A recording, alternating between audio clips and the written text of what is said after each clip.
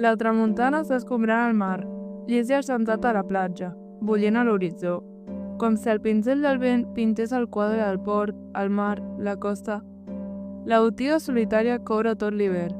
Les gavines planegen amb les ales com fals immòbils que s'emmotllen, indiferents, segures a les ràfegues, però la nit s'esborra tot. Els focs de les fanals escolten els xiulets del vent que espanta les finestres cegues. Els tres en el petit apartament, com una gàbia damunt del mar. Sentim els vidres colpejats amb sorra i aigua de mar tota la nit. Hem vingut per estar més junts, més sols.